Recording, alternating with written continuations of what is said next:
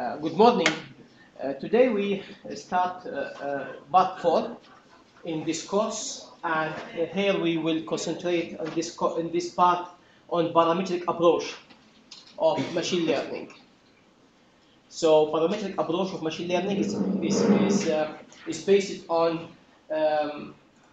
finding the parameters of data, and we will explain what that means. So, as we explained in the previous lectures about the relation between uncertainty and the learning process. Since we have uncertainty, because if we are certain or if we have full information, no need for machine learning, because already we know it very well. So we can just build the model, or we can just have the decision. However, learning means that you are looking for something that you don't know. At least precisely. So from that sense, it is very important to study the uncertainty and the probability theory in order to understand how machine learning algorithms are built. So the outlines of part 4 that I hope it will be possible to complete them during this week, during 2 lectures. Otherwise, we will need to use also at least another lecture for it. So in this part, we will start with several fundamental concepts of estimation theory. So we need to know some estimation theory concepts, and also the connection between estimation theory and machine learning. Then we have some important algorithms for parametric machine learning are presented. After that, we have also estimation theory is a probabilistic approach to extract the most likely information from noisy and distorted data. So we are going to demonstrate or to understand what this means. Okay, let us start with this general formula. We have observation, we have data, okay, and this data that it is in our hand is represented by y. So what we have y, okay, and this y is a result of some data that we are interested in, x. So there's some hidden data x, and this data x is corrupted or mapped by vector of mapping function or mapping equations h. So this can be function, for example, h, which makes some distortion on the parameters that, or on the input that we are interested in is x vector, okay? And this h is determined by, of course, there is some algorithm that we don't know generally, but we have also, it is the parameters of the function h is given by theta. Theta is a vector also, represents the parameters of h. And at the end, we have also noise. So we have corruption by the function h, and also we have added noise n, or biasing in the data, or disturbance in the data given by this noise n vector. Okay, so this is a quite general formula, represents our problem. Our problem that we have observation y. We can be, I will explain different scenarios, but in general that we can be interested in to know what is h, or what is the input x, or the parameters theta, and then it is added the additive noise here, which can represent, for example, the measurement noise, or biasing in data, or it can be also some missing information or missing data. Or it can be also the, by the way, this we assume it is the perfect, h is the perfect model that we don't know. H is the perfect model that usually we don't know. However, that we might have also some like modeling error due to some missing inputs. So sometimes that we don't have the full range of inputs. So we thought that we are interested in that x vector. For example, we are interested to know, let's say, vibration in machine, for example, in engine machine. So we are interested in the internal vibration, the core temperature, for example, and maybe the eddy current. Maybe you are interested in some parameters. So those X that we are interested, but sometimes the impact, the output is impacted by some other inputs that we don't know. We don't know already, so we are not looking for them because we don't know that those, they have also effect on the output, on the measurement Y. In that sense, we have this as also as the modeling error, or the difference in error. Okay. Here we have at least 3 scenarios for this equation. We have at least 3 scenarios. What they are? The first scenario, that we have X, okay, we have Y, and we are interested to find H and theta. This is like in a regression. For example, in a regression that we have seen in the part 2, we have like tabulated data, so we have input X and we have the corresponding output Y. Then we start with some assumption about H, like for example linear. Then we have like second order or third order, like polynomials and so on. Then we try for every H to find the optimum parameters theta, which minimize the difference between the output and the output also in case of validation data. So we compare the output of the model with the output in the validation data. Then we try to find the minimum error. In that sense, we can build the model. So this is first scenario. This is, we call it regression, that we have X, we have Y, and we try to find H and theta. This is one problem, or one scenario. The second scenario, that we have Y, okay, and we have, or we can at least estimate H and theta, but we are interested to find X. We are interested to find what is the value of X, because X is hidden parameters that in that function. In case that H is like a convolution, linear convolution function, then we call this as deconvolution or inverse problem.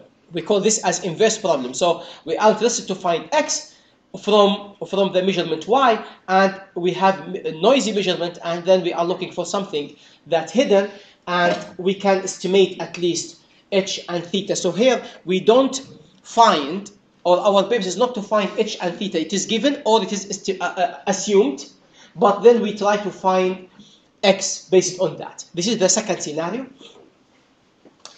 The third scenario, that we don't know X, we don't know H, we don't know theta. Okay, so we don't have training, we don't have data to train to find the output based on what input. And then we have only the observation Y, and we try to find either X or H or theta based on only Y. Okay, so this is the third scenario, which will be mainly discussed in this part. That we have the observation, okay, and then we are looking for some parameters based on these observations. Okay. So those are the 3 scenarios, the main three scenarios in this problem. To go forward for this, so we will assume only single H. So we have only single mapping, not vector of maps. So we have only single mapping function or single function, and we have the input X. We just omitted this theta because it is already there. So just for simplification, so we omitted theta. Means the parameters of H. Theta is the parameters of the function H. And also we have the observation Y, and we have the additive noise N. Okay. Now, based on this relation, we try to find what is the optimum X based on the measurement Y. What is the optimum X based on the measurement Y? We don't know H. Remember that we don't know h, and we are not interested, not like regression, we are not interested to build h. Okay, so we are interested more to know what is x based on y. And we will go through the probabilistic approach in this part.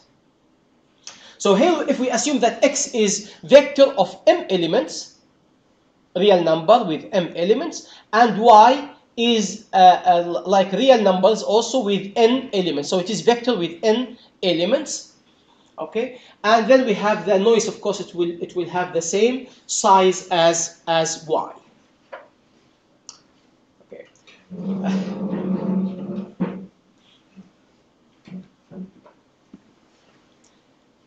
In order to estimate x, so we are looking for the optimum or the x estimation. So we are looking to estimated x. So we will see several techniques to do that. We will see several techniques to find the optimum x estimation. Okay, but how can we what kind of a criteria that we need to evaluate the estimation? Is it good estimation or bad? You know that everything that we need a criteria to compare. For example, if I use like for example method 1, it gives me like x estimated 1, and method 2 it gives x estimated 2. Which one is better? We need a criteria to measure the quality of every method. Okay. Here we have in estimation theory, we have at least three methods or three criteria. The first is unbiased estimation. What is the meaning of unbiased estimation?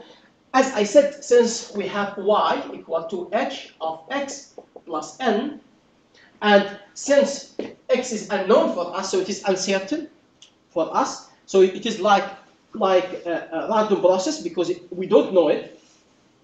Okay, and we like to estimate it based on measurement. Why?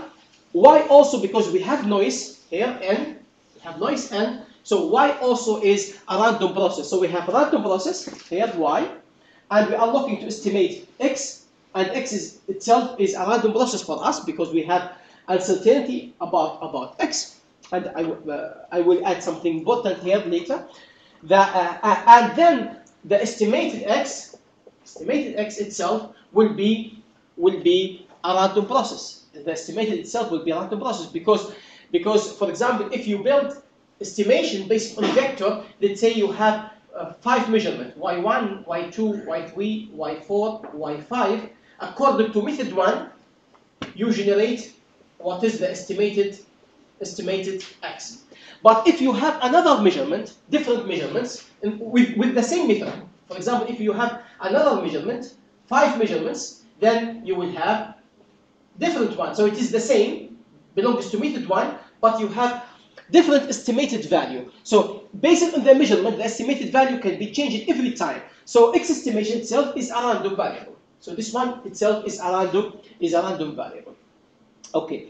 Unbiased estimator means that the expected value, we explained last week what is the meaning of expected value, averaging the expected value of x estimated for any method. It gives you the actual x that you are looking for. It gives you the real x that you are looking for. If the expected value of x estimated gives you the actual x or the real x that you are looking for, we call this estimator is unbiased estimate. Unbiased estimate. So this method 1, for example, if the expected value of method 1 gives us the original x, and the expected value of x estimated 2, it gives, for example, it gives some x plus some value, let's say alpha. Then we call this estimator as biased estimator. This is method 2 is biased estimator. Method 1 is unbiased estimator. So one criteria, the first criteria for estimation method, that unbiased estimation or biased estimation. So of course we are interested more in the unbiased estimate, because the unbiased estimate means that the expected value, if you take too many, like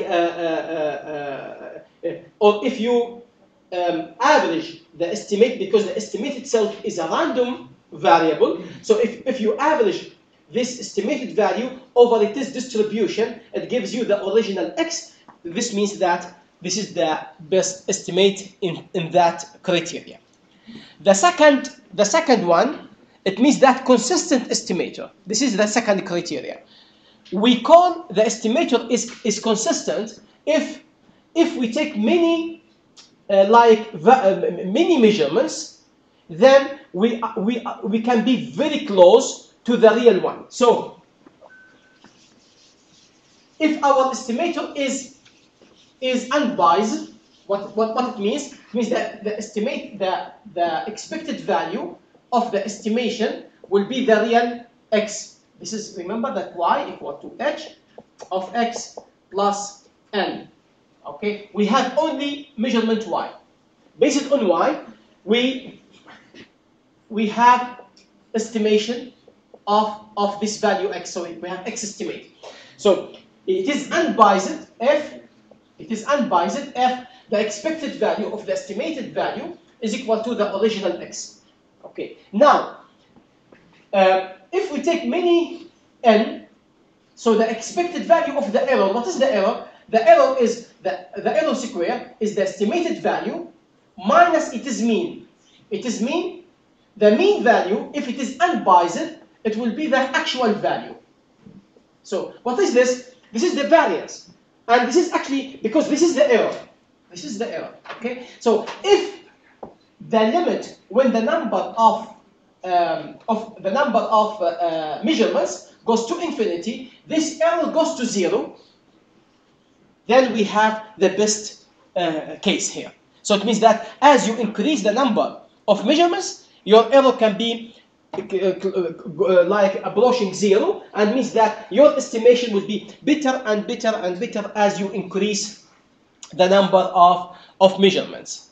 So now our estimator should be unbiased and should be also consistent. So if our estimator is unbiased and consistent, we will be happy, because it will approach the real value, and as we have more measurements, then we will be all the time closer and closer to the real value that we don't know.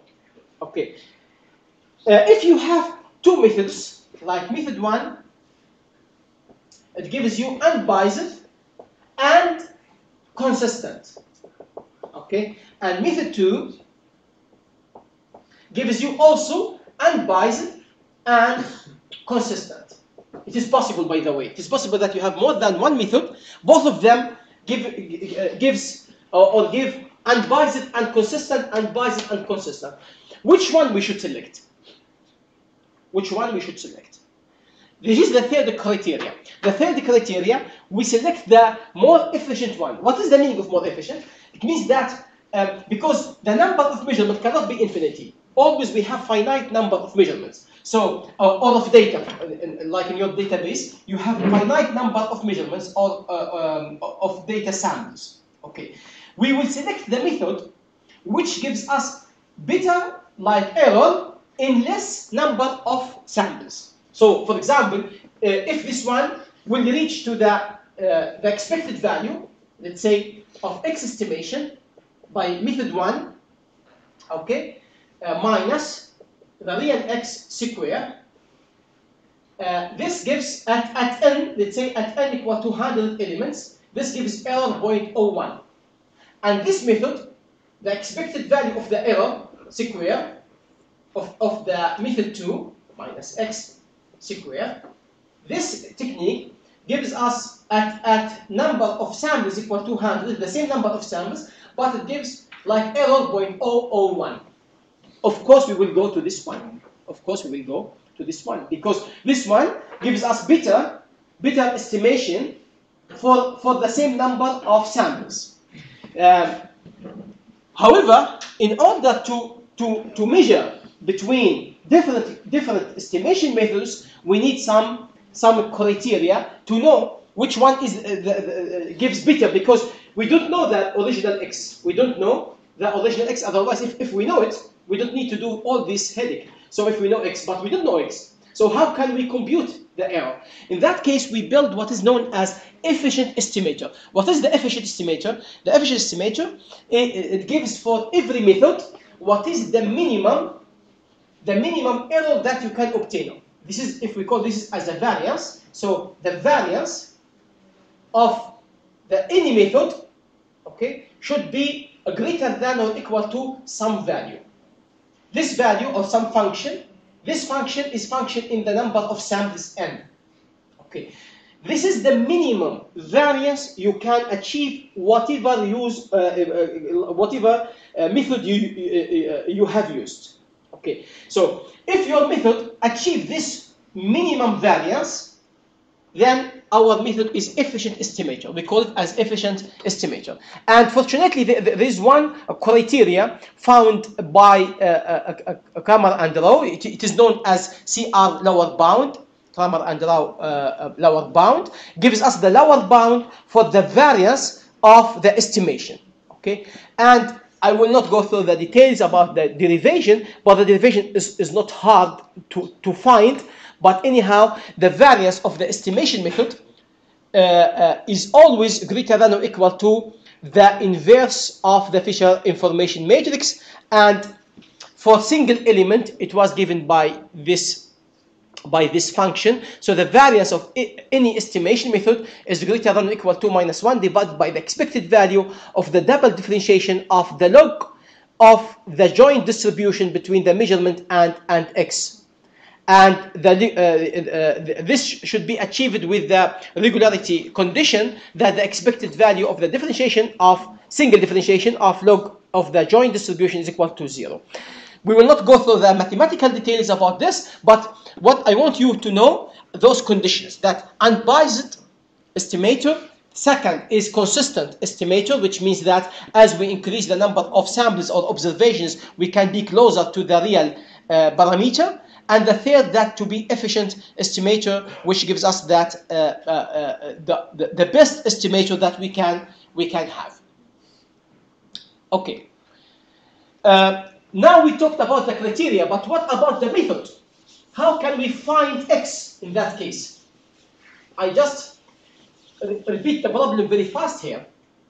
Assume that we have only single element y, and there is some hidden parameter x. It is hidden in some function that we don't know the function, and plus noise n. We have measurements.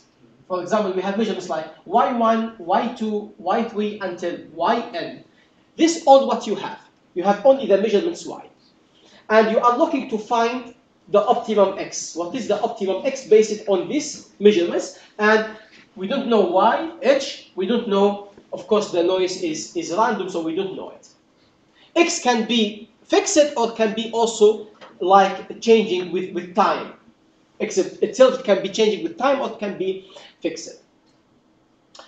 Okay. Now we like to find x. How to find x? Okay. So what we have done, we should put some method or some also criteria in order to find what is the value of x. Okay. The optimum x estimation. This is one criteria. The optimum x estimation is that one which minimizes the error. So if x this x that we don't know, x minus x estimation, all square, we take the square. This is called the mean square error criteria.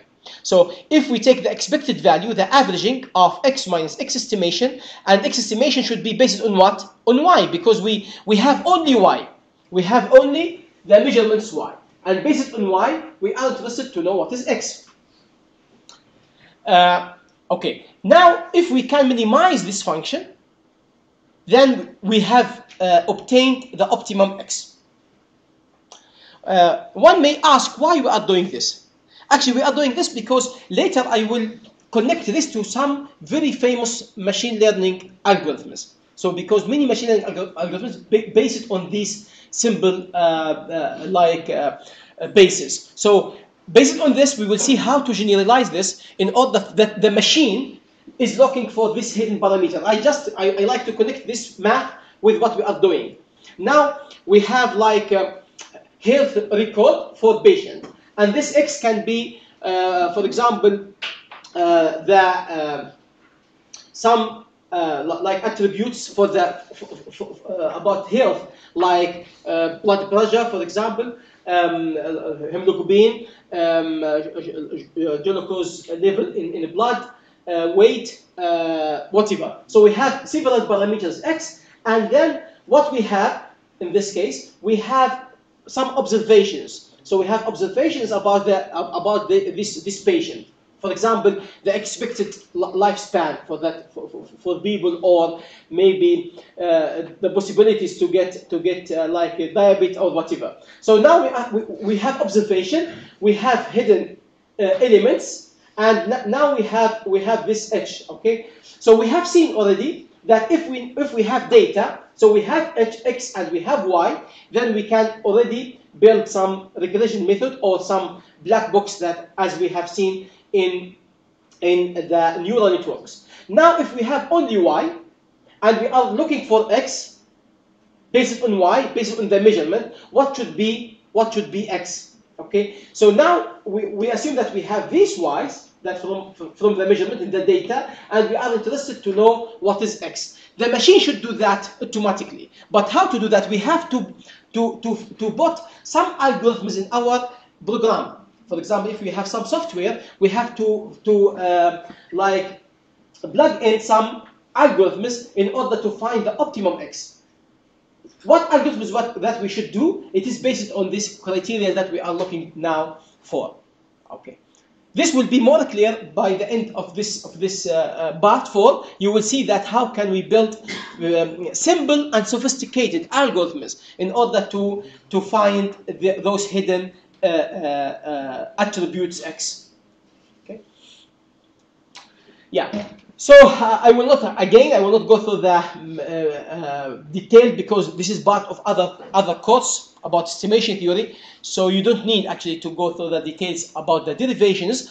But the optimum, or the most important thing that we need to know, that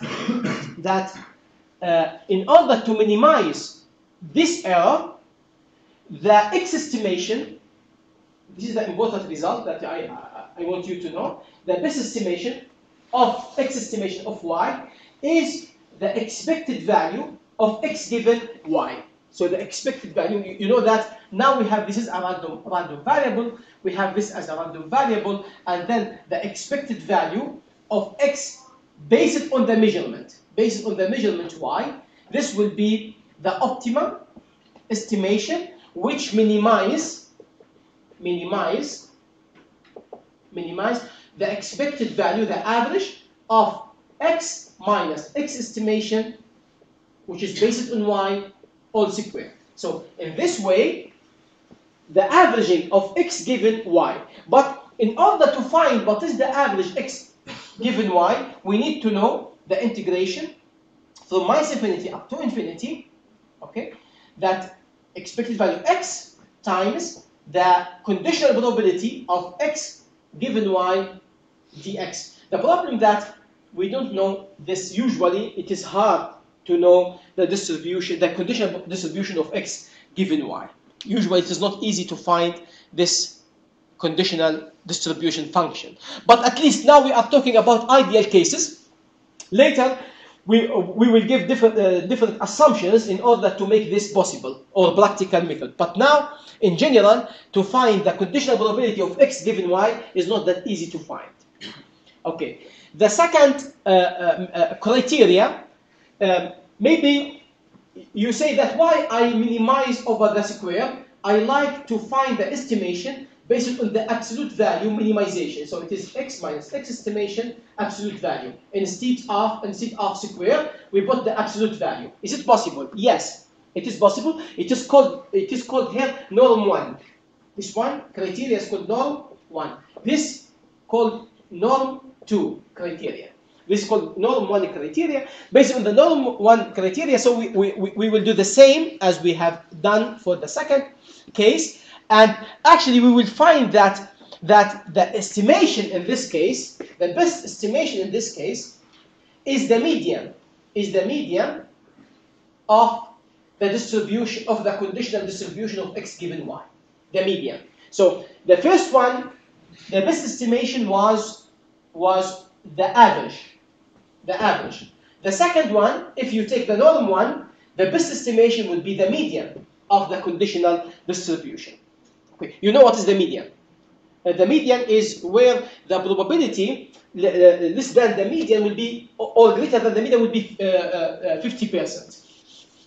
So, for example, if you have these numbers like 1, 2, 2, 3, like 1, 4, 2, let's say maybe 5. Okay? So you have this data. What is the average of this data? The average, the expected value, if you take the summation and divide by the number. So 1, 2, 3, 4, 5, 6, 7, 8. So it will be 1 plus 2 plus 2 plus 3 and so on, divided by 8. This gives you the expected value. So this is the mean. This is the mean. What is the median here? Okay, the median that is the one which is just comes in the middle of the data. So if you have like 1, 2, this is 1, and we have also here 1, and we have 2, 2, 2, and we have 3, and then we have like 4 and 5. So the middle, you can compute the middle, where is the chance to be more is the same as the chance to be less. So it will be 50-50. So 50-50 is where you have 50%, 50%. I did compute it here, but the median is where that you have 50-50 chance. So this is called the median. So the average is the summation divided by its number. The median is something in where is the above the value is 50%, less than the value is 50%. Okay. The other criteria, and this is the last criteria that we will see, that to use the min-max criteria. What is the meaning of min-max criteria? That first I compute the maximum error of the expected value of x minus x estimation. Okay, take the absolute value, of course. I take the maximum error. Where is the maximum? Then I minimize this maximum. It is called min-max estimation. First, I find what is the maximum error, and then I minimize that maximum. This is called min-max estimation. Based on the min-max estimation, if I did it as the same method to solve what will be the best estimation method in this case, it will be the mode of the conditional probability of f of x given y. What is the mode? The mode is the peak of the distribution. For example, if you have distribution like that, okay, then this is called the mode. The mode is the peak of the distribution. If you have discrete data like this one, what is the mode? The mode is the number which are mostly repeated. So here, in this case, will be 2, because 2 is repeated 3 times. So the mode is the number is mostly repeated in the data or the peak of your distribution in case of continuous random variable. Okay, now we built 3 estimation techniques. The first based on the minimum least square, and it told us the method math derivation told us that the optimum will be the mean of the conditional probability density function. The second method is based on minimizing norm 1, the absolute value of the error, and the result told us that the optimum will be the median of this conditional probability. And the third method, min-max, told us that the optimum solution will be the mode of the conditional distribution. Okay, which one is better? Should we use the mean square error, or the absolute value, the error of the absolute value, or the min-max? We cannot say which one is better in general. It depends on the type of data, the type of noise. For example, if we have a spiky in noise, like Laplacian distribution noise, for example, then we have high chance to have very spiky or high spike of the noise. In that case, using the mean square error is not that good. So it might be better to use the L1 norm. Okay, so actually it depends on the application. However, everyone is optimum. Everyone is optimum, and it is based on it is a criteria. If the criteria is minimizing the error square, is optimum using the mean. The mean. If the criteria is minimizing the norm one, the optimum is median. If the criteria is minimizing the maximum error, the optimum is the mode. So everyone is optimum based on its assumption, okay? And which one is better for specific application? It depends on the type of noise and the type of data that we are looking for.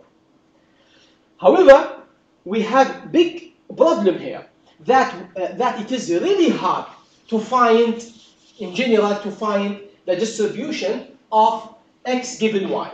This distribution is really hard to find in the practice. Okay? Of course, if we put some assumptions that we assume that the data is Gaussian distribution or normal distribution, for example, and we assume that x it has that kind of distribution, in that case we can have this kind of, or we can estimate based on assumptions.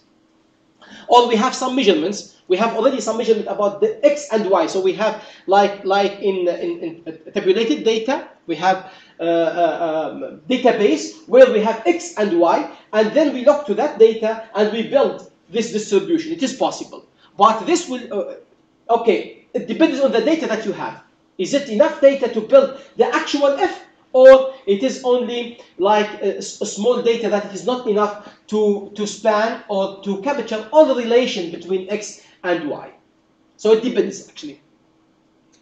And we will see that based on the many available like packages on machine learning, that they assume like a normal distribution about these functions. And when we say that normal distribution, it is the assumption can work in many applications, but for specific data or specific information that you have, it might not work. For example, if you are doing some job in some like company or for your thesis, and then you assume one of those like famous methods that they are available under Python, for example, and you assume that it is the distribution is normal distribution, and then when you try to get or to compare the obtained result by machine learning algorithm that you have used with some results in the validation, you found there are big difference. In that case, you need to rethink that normal distribution might not be the optimum way to check with or to start with. So you can think more about your data distribution, and then you might find some like more accurate distribution that it can fit your data. In that case, actually this is one of the purposes of this course, that I will show you how to build the best algorithm for your data. And then you can have your own machine learning algorithm to solve some specific problem or some kind of problems that the conventional methods fail to capture the relation. Okay, there is one thing important here that I should mention. If this distribution is normal distribution, Gaussian distribution, actually the Gaussian distribution is symmetric distribution, and it means that the mode is the same as the mean, is the mean as the median. So actually, if your distribution is normal distribution, you have the optimal result that you will get. It will achieve all the criteria that we gave. So it will be the same as the mean square error, and it is the same as the minimum of the L1 norm, and it is also the minimum of the min-max or L infinity. Min-max is the same, it is called norm, like norm infinity or L infinity. So it will be the same in all cases. And actually, it will be optimum in any other sense. For example, if you go to norm 3 or norm 4 or norm 5, because all norms can be like a combination of norm 2 and norm 1 and norm infinity. And in that sense, that you have obtained the best estimation ever.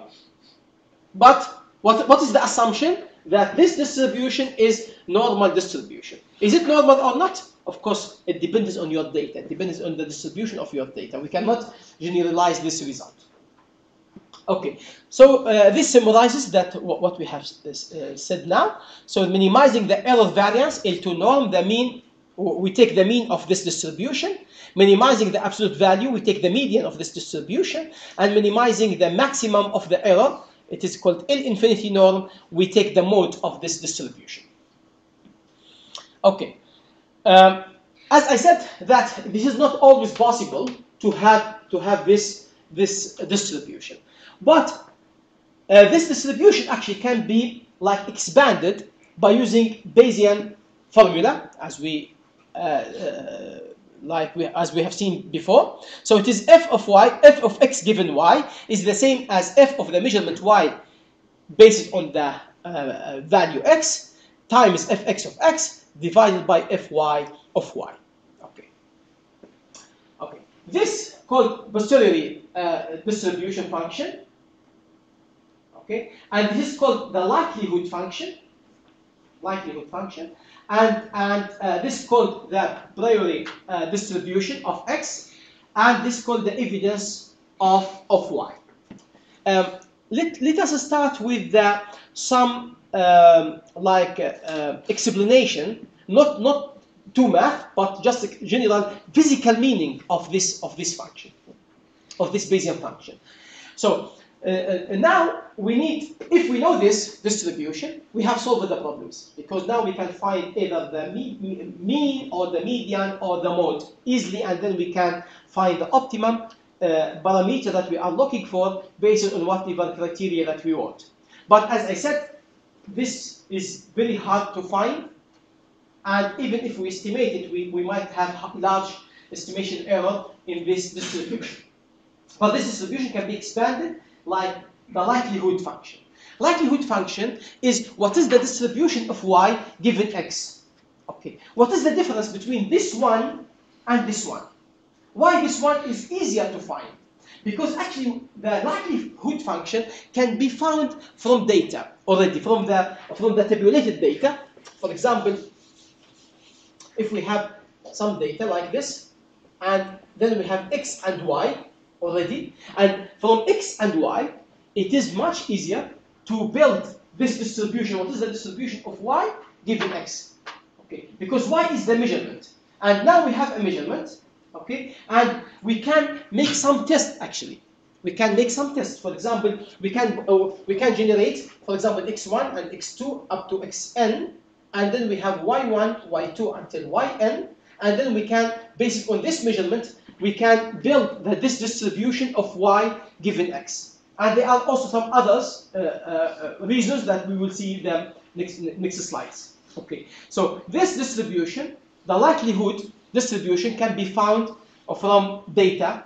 Also, the trend of y and x can be found from this distribution.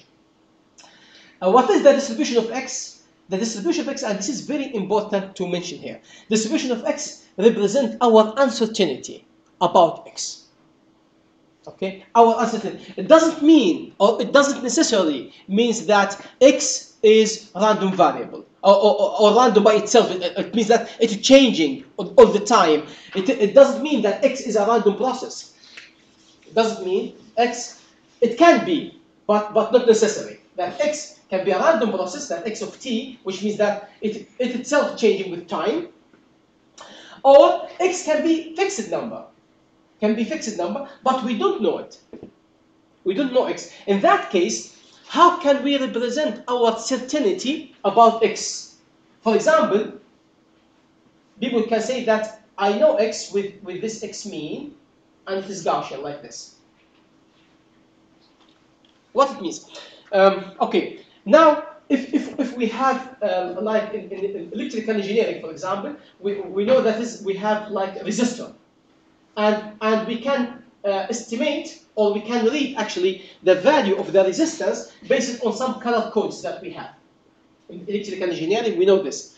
So based on some resistance measure, we have, this is 100 ohm. Okay, but this is average 100. It can usually, the probability that it will be 100 perfect is 0 actually. So it can be, for example, 99 point maybe 54 something, or it can be 101, it can be 105, it can be 95, but it will be around 100. So our certainty about this resistor is Gaussian distribution, and it is around the mean. So the mean here is x bar, for example, is the mean of this Gaussian distribution. So in that case, our certainty about x is Gaussian distribution. Then in that case, we can call f of x is normal distribution with mean, certain mean, and certain variance. The variance usually is given by the company, manufacturer company. Okay? And but what if you don't know anything about this resistance? So there is no color code at all. Okay. So in that case, I know that there is no negative resistance, at least for linear devices. It can be, of course, for transistors or something. We can formulate some negative resistance. But now, if we have like normal resistor, that it is always positive, and then I don't know anything about the resistance. There is no color code here. So what is your pre-knowledge about it? It is equally likely. I don't know anything. So it can be like this. I have no idea. Maybe I know that it is less than 1 giga ohm, but that's all what I know. So in that case, it will be like 1 giga ohm. And this is our certainty. Our certainty is fixed. Of course, here will be 1 divided by 1 to the power 9. I have no idea about the resistance. So in that case, f of x given by this way. Or maybe I know someone told me that this resistance should be between 100 ohm and 200 ohm, but I don't know the value. In that case, my certainty is just from 100 to 200. So if I am sure, of course, about this. So, but here I don't have any preferred value. Okay. So fx of x represents our certainty or our knowledge about x before the measurement. So now I didn't make any measurement. And what is our certainty about this parameter that we are looking for? This is fx of x represented by this way. And the evidence is the distribution of y, regardless x. Regardless x, it doesn't depend on x, so it is called also sometimes like likely or marginal likely distribution. So this is actually the parameters that we are looking for. Now, we have seen today that one of the distributions or one of the criteria that we can obtain the optimum solution is by using mode. And the mode which achieves the MinMax criteria is nothing but the maximum of this distribution. So the maximum of the posterior distribution, sorry. We are looking for maximizing this one. So sometimes this criteria is called maximum a posteriori, MAB criteria, because we are maximizing the posterior distribution of x given 1. Okay. Now, maximizing this, what it means that maximizing this as well. Maximizing this value should lead to maximizing this one. Okay. But you can see that this one is not functioning x. Because now we are looking for x. What is the optimum x maximizing this value? We can actually ignore this one, because this one doesn't depend on x at all. So we can just throw it away. Or it does not depend, but it is better to say it is not function x, because actually y depends on x, but it is not function x, so we can remove it away. And then we just try to maximize those two. And let us see what happens. Okay. Let me just say a few things about logarithmic function, because we will use them. I know that many of you, they know it, and it is very easy for them, but just to remind you, remember that log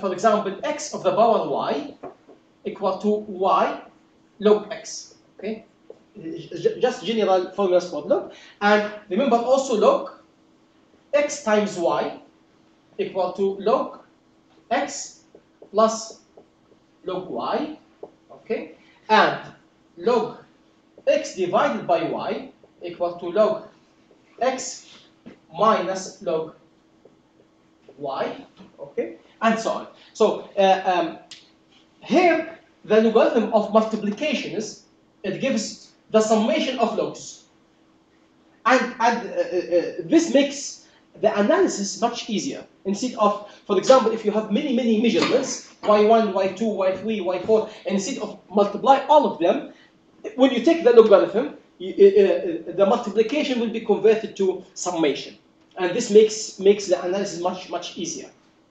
Okay, and there is one thing important also for logarithmic function. It is important also to mention, if you have a function which has, let's say, maximum at some point, but this is x maximum, for example. Okay, and we know that we can find x maximum is the argument maximize certain function f of x. Okay, logarithmic function is increasing, monotonic increasing function, means that it will not change the place of the maximum point. If you find what is the argument, maximize the log of f of x, it will be the same as x maximum. So this is important. Okay, we should have a break. But this is the x maximum, which argument maximize f of x. It will be the same as the argument maximizing log f of x, because logarithmic function is monotonic increasing function. It will not change the place of x maximum, and we will use this. Because of that, we taking the logarithm, we convert from multiplication and division into summation and subtraction. So when we take the logarithm of x given y, it gives logarithm of y given x, plus logarithm, as I said, because it was multiplied, it converted to summation, and minus logarithm of y, and now we can find the maximum. The maximum which maximizes this one is the same which maximizes this one. But this can be removed because it is not function in x. Then, in order to find the maximum a posteriori estimation, we need to maximize this plus maximize this one. Now, if we don't know anything about fx of x, okay, then maximizing this by looking only to maximize the likelihood function, we call it in that case like maximum likelihood estimation.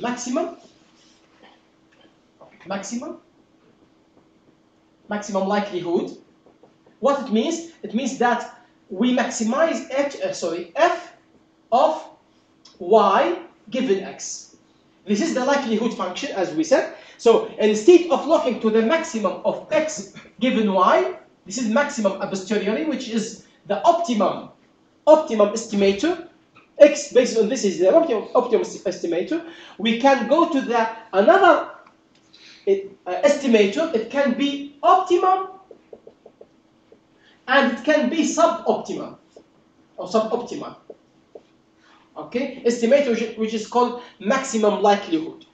When it is optimum is if fx is distributed like this one. So if f of x is uniformly distributed, it means that we don't have any information about the distribution of x. Then this will be also optimum distribution, optimum estimator.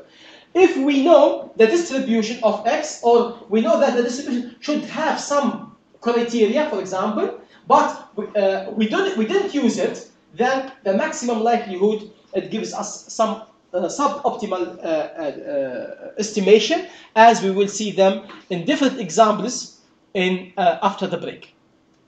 So, but this is the idea. The maximum likelihood, that is the argument maximize f of y given x, instead of looking for the maximum a posteriori, which maximize f of x given y.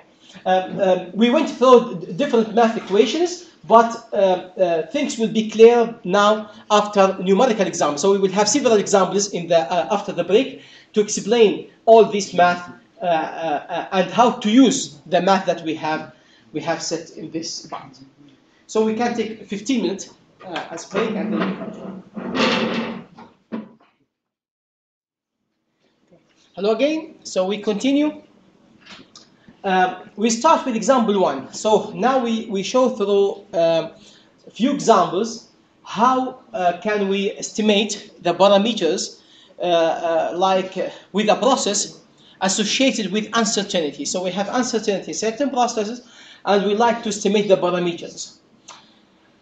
Okay, so if we are looking for a process contains of two outcomes, like success or fail. This might be like due to heading or a target or misheading, for example, correct or incorrect receiving of a transmitted symbol or message, positive or negative revenue, spam email or not. So we have many applications where we can classify them like success and fail. Okay, so it is like Bernoulli distribution function, or the Bernoulli distribution distributed random variable. Okay, now we have serial of observations. Okay, like for example success, success, fail, success, fail, success, success, fail, fail, and so on. Now our machine or our objective is to find the optimum probability. What is the probability of getting success or the probability of getting fail? So this is our aim here. So we like to know or to estimate what is the optimum parameter. The parameter here is the probability of success or probability of failure. Of course, we know that we have only two outcomes. So the probability of success will be 1 minus probability of fail. So what we need to know what is the probability. However, we have finite data. We have finite data. For example, we have, in this example, maybe 30, 40 outcomes. You have 100, you have 1,000, whatever. So, but you have finite number of observation. Based on these observations, you like to find the optimum probability. Okay. In that case, what we can do, what is the probability that based on the distribution, the joint distribution of y, based on the x. Now, what is our parameter in this example? Our parameter is the probability. Okay, so we are looking to find the probability. So this distribution, it gives us, here is success, so the probability of success is b. Second is success, another b, so I multiply it by b. Third one is failure, so it is 1 minus p. Then success p, failure 1 minus p, p, and so on. So now I just multiply them in this way. Okay. Here we assume that the outcomes are independent. So it means that the second success doesn't depend how it was the previous one. So here we assume like independent outcomes. It is like naive Bayesian. Okay. Now we have, because we have m success and n minus m failure, because the total number of measurements that we have is n. So we have p of the power m times 1 minus p of the power n minus m. Okay. This is actually the likelihood function. This is likelihood function. Now, if we assume that we don't know any information about p, so we don't have any pre-knowledge about p, so p can be anything from 0 to 1. Okay? In that case, if f of p, or the distribution of p, is like 0.5 and 0.5. In that sense, since they can take any value, like from 0 to 1, then in that case, f of x will be uniform, will be fixed number, and the optimum solution, the maximum a posteriori, will be the same as the maximum likelihood estimation. So in that case, the maximum likelihood will achieve the optimum solution.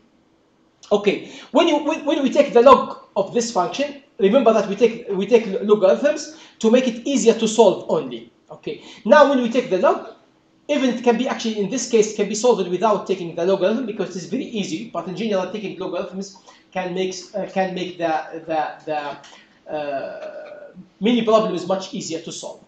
So now log of b to the power m is m times log p, and this is multiplication becomes summation, and n minus m here times log 1 minus p.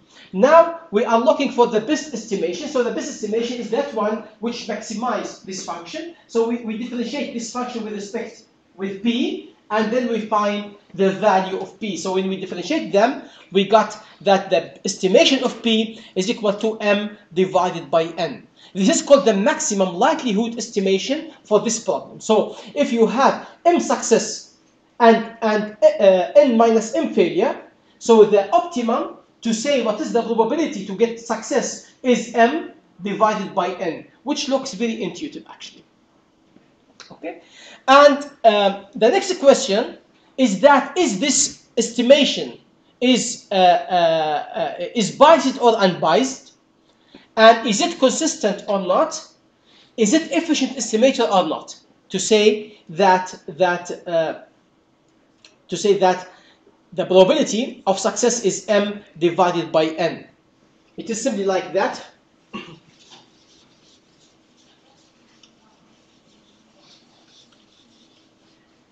We then certain windows of time.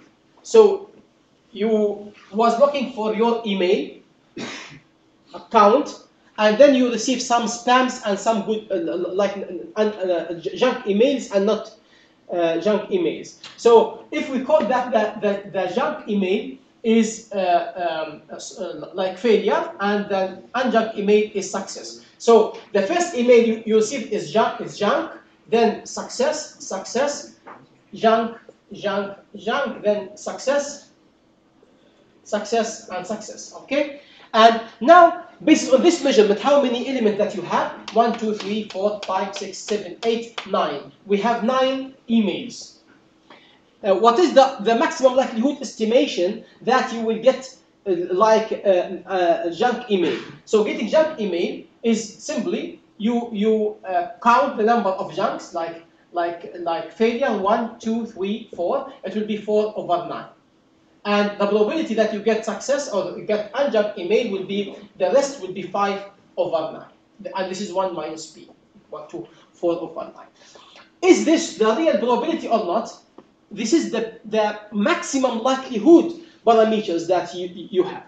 Of course, if you increase the windows time, that for example you take over 1 day or over 1 month, as much more time you have, you will be closer to the real probability, to the real. But what is the expected value of b hat? Because b hat now, for example, if you increase more observations, so maybe you get like failure and failure. In that case, the probability will be changed. It will be 5 divided by 11, not anymore divided by 9, and this will be 6 divided by 11. So things can be changing all the time. So every time you take different measurements, you will have different b hat, which means that this one is a random variable itself. Okay.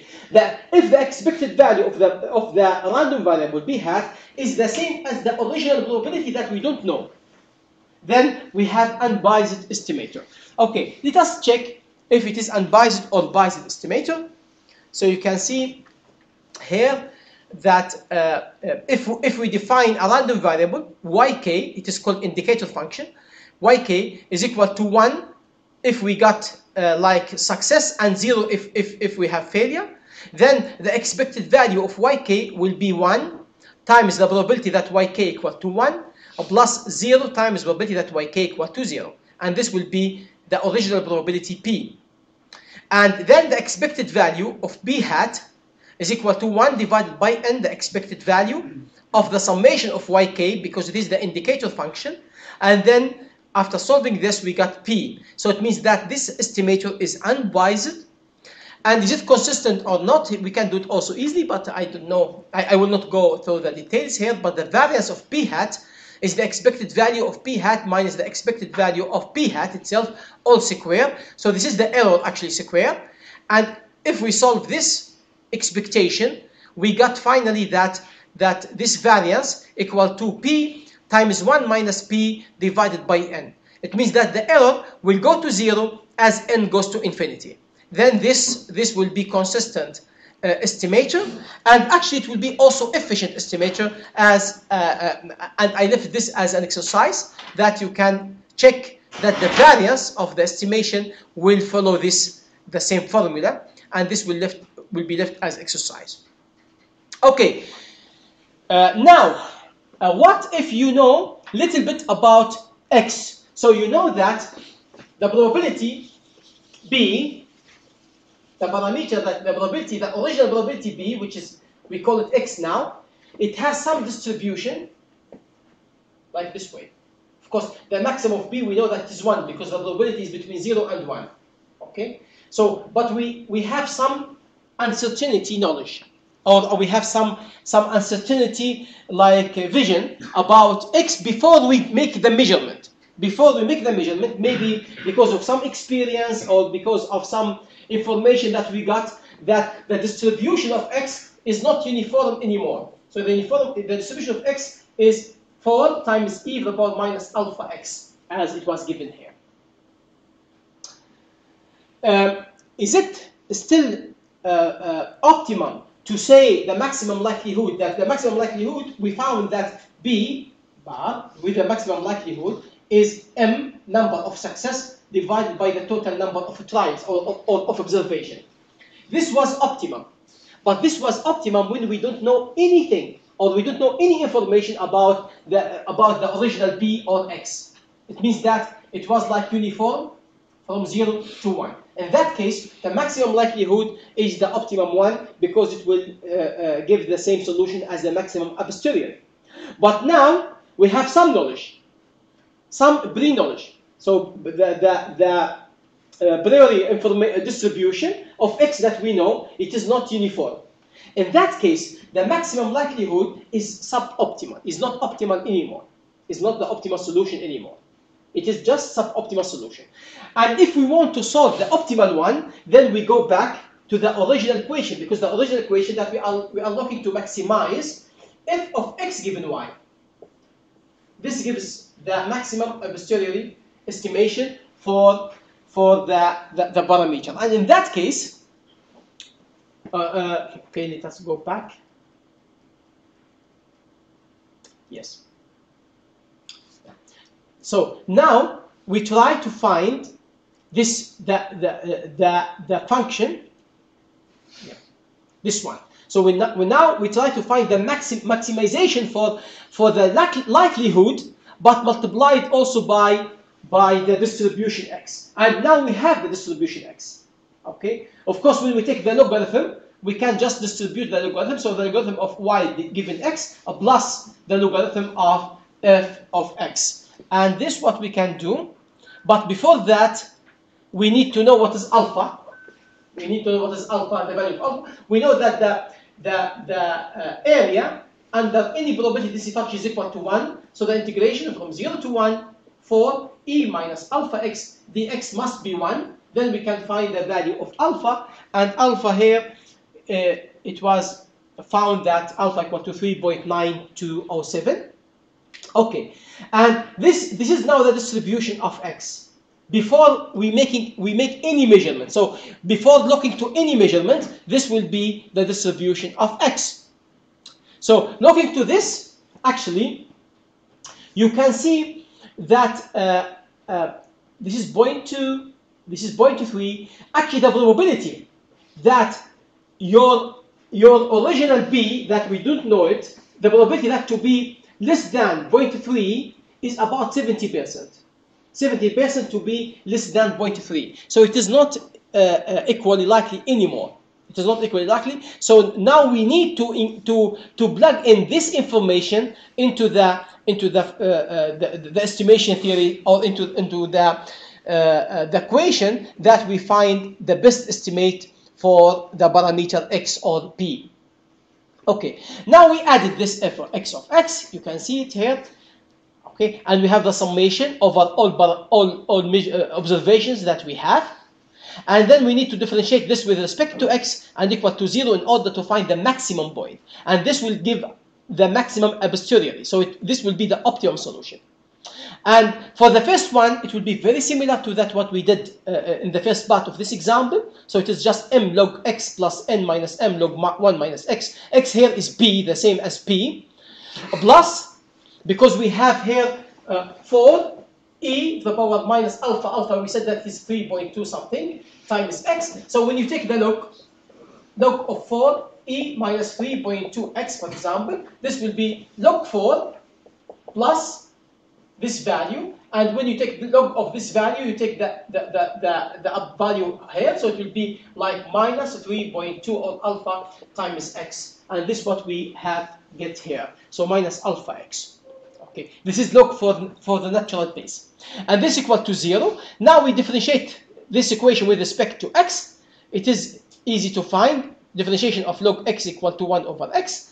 And then m over 1 over x, here we said it is maximum a posteriori, and then we find, we solve this, we got second order equation, and we solve this second order equation, we obtain this, the maximum a posteriori solution. This will be the optimum solution. This will be the optimum solution. And now we have two solutions. Of course, we select the one which is between 0 and 1. We ignore the solution which gives less than 0 or more than 1, because probability is always between 0 and 1. And you can see that the optimum solution, the maximum solution, is function in the total number of observations as n, and also the total number of success. So if we divide all function by n, if we divide the all function by n, and we draw it, so I obtain this result. So now, assume that you have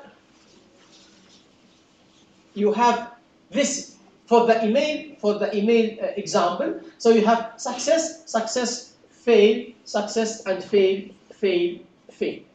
Okay, so now I have maybe another success here. So here we have 4 success and 4 fails. So the probability of success B is equal to m is 4 divided by total number of observation 8. So it is equal to half. So the probability is equal to half. Now, if we use maximum likelihood estimation, our estimation will be just half. Okay? But now, when this is for m divided by n equal to half. But now, actually, when we solve for this equation, we find that it is function in n, in the number of observations as well. So if you look here, if we have only 2 observations, it means that we have only 2 observations, like 2 emails only, and you got success and fail. Okay, you got only success and fail. Then the probability of success is 0.5. Okay, if the maximum likelihood. But now with this equation, it tells us that if we have only 2 observations, then the best estimate for the probability should be 0.2. Should be 0.2, not half. Why? Because in that case, we will rely more on the pre-information of x before we see the result. Before we see the observation, because the number of observations are very small, so we rely more on the pre-knowledge about x. However, for example, if you have, let's say, 10 measurements, then the best estimate, it will be like 0.35. If you have 20 measurements, the best estimate will be like 0.42. And you can see, as we increase the number of observations, we are approaching 0.5. What it means that as more information we have, we will rely on our observations more than our pre-knowledge. If we have a few number of observations, we should rely on the pre-knowledge more than the observation. So this is a compromise between the pre-knowledge and the information obtained by the measurements or by the observations. I will leave this as exercise as well. So if you have the same example, but the probability that you have is between 0.4 to 0.8. So if you have pre-knowledge that f x of x is like between 0.4 to 0.8, then we asked you to compute what is the maximum a posteriori estimate of x based on measurements that you have y measurement like success, success, fail, and so on. But you have also some pre-knowledge about the, like priori distribution of the probability. Okay. In the multinomial distribution, it is also the same, but in multinomial that we made, for example, some survey, and then we collected those who are in each class. So in that case, it can be easily proved that the maximum likelihood estimation for BI is the summation for everyone who belongs to that class. For example,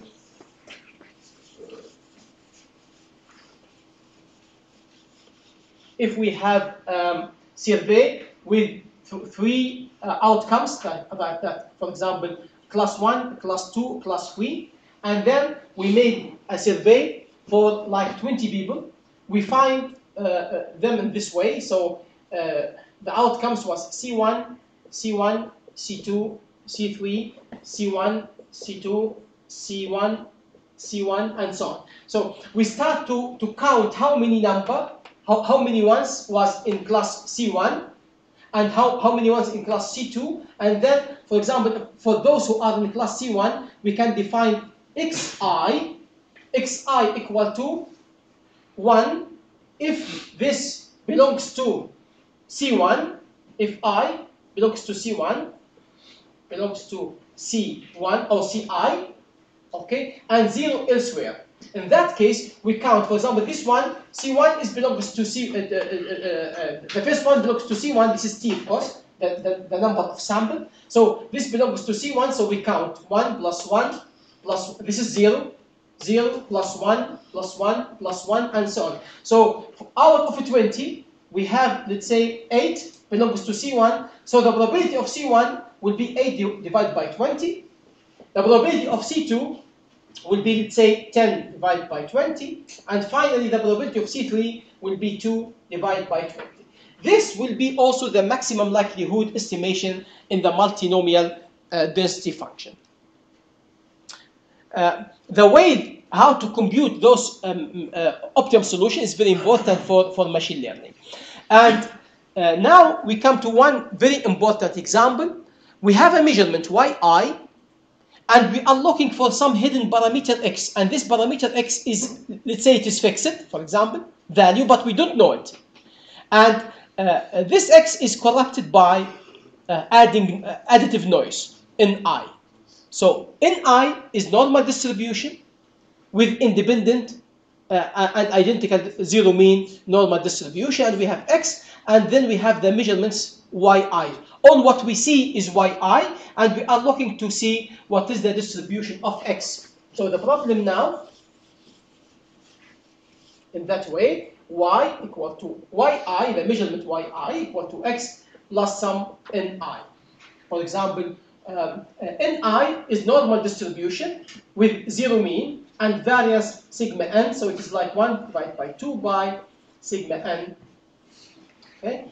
E minus ni divided by, or minus n divided by 2 sigma square. So this is the distribution, normal distribution of the noise, and then we are interested to see what is x. You can see that the distribution of y will be also normal distribution, but the mean will be x. So the expected value of yi will be x.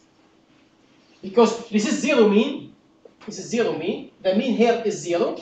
So the mean of yi will be x, because the mean of ni is 0, so it will be x. Okay? And the variance of yi, of single element, will be the same as the variance of the noise. Now, we are interested, based on yi, we are interested to find what is the optimum value of the mean x. Again, we can build our likelihood function. So this is our likelihood function. It will be yi divided by x, 1 divided by square root 2 by sigma, e minus yi minus x squared, because we said that the mean of yi will be the same as x, divided by 2 sigma squared. Now, if you have many measurements of yi, if you have y1, y2, y3, and so on, So we have here distribution of yi given x equal to 1 divided square root 2 by sigma e minus yi minus x squared divided by 2 sigma square. Okay? Now if you have like in measurement like y1, y2, y3 until yn, so this the distribution will be y1, y2, y3 until yn, okay? Given x equal to 1 divided by square root. Okay, let us, before doing that, it can be joint distribution here, and the joint distribution between all these y, we will take it later when we talk about the covariance matrix between these y's. But before that, if those are independent, then will be f of y1 given x multiplied by f of y2 given x multiplied by f of y3 given x, and all this multiplication until f of yn given x. This is the simplest case. Okay? The multiplication, if you multiply all this together, what you will get 1 divided to 2 by the power n divided by 2. It will be sigma of the power of n. And here we will have e of the power something times e of the power the other thing. So expected value of x times, e of the power x times e of the power y equal to e of the power x plus y. So usually we take the summation. Then this will be e of the power minus summation of yi minus x squared from I equal to 1 up to n divided by 2 sigma squared. Okay. After taking the logarithm, because we take the logarithm in order to make it easier to solve, so when we take the logarithm, this will be the distribution in case of independent. Remember, now we assume that they are independent. If they are correlated or dependent, then we have general formula that we will see it later. Okay. Now, this will be the maximum, the likelihood function, the logarithm, the log likelihood function. So we take the logarithm in order to make it easier to solve. So now we have it in this way. This is not function in x. This is not function in x. So when we differentiate with respect to x, this will be 0 and this will be 0. And then we have only this function. And then we got the maximum likelihood estimation of x is just the summation of yi divided by n. So that's all. It means that if we have this y, I equal to x plus ni, if you have measurement like 1 and 2 and 3, what will be the optimum x? The optimum x simply, x will be 1 plus 2 plus 3 divided by 3. That's all. So the result also looks very intuitive, but now we have some math basis that why we are doing that. So like conventional mean is nothing but the maximum likelihood estimation of the normal distribution. I will skip this, but this is to show that the expected value of the maximum likelihood estimation is the same as the original x, means that this estimation is unbiased and also is consistent, because as you increase the number of n, then the error will go to 0. And also it is approved here that it is also efficient estimator. So this estimator is unbiased, consistent, and efficient. Okay.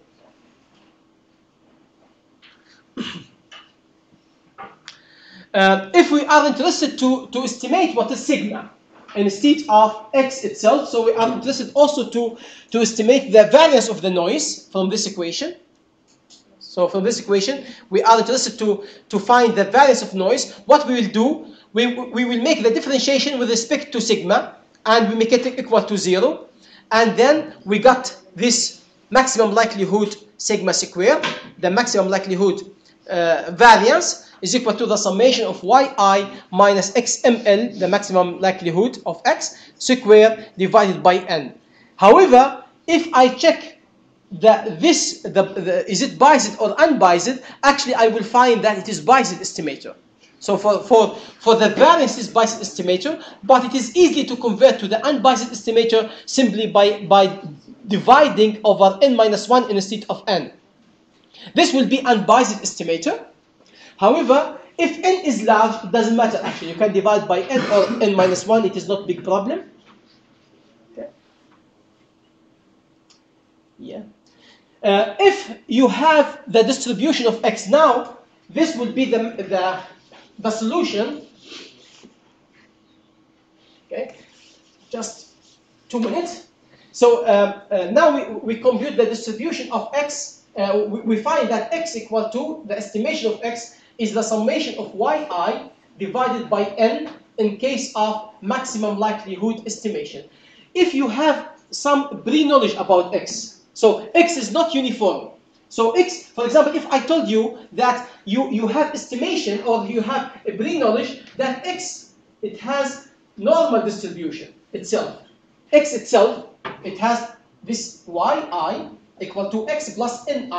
X now, we have some pre-uncertainty about x. So our uncertainty of x, we believe that x should be normal distributed with mean mu x. How could we find the optimum? Is it still the same to be like summation of yi divided by n? No, it will not be the same. In this case, if we solve it, we have to solve for the optimum, the maximum a posteriori estimation. So we add the logarithm of the distribution of x. We know that the distribution of x is also a Gaussian distribution, as it is shown here.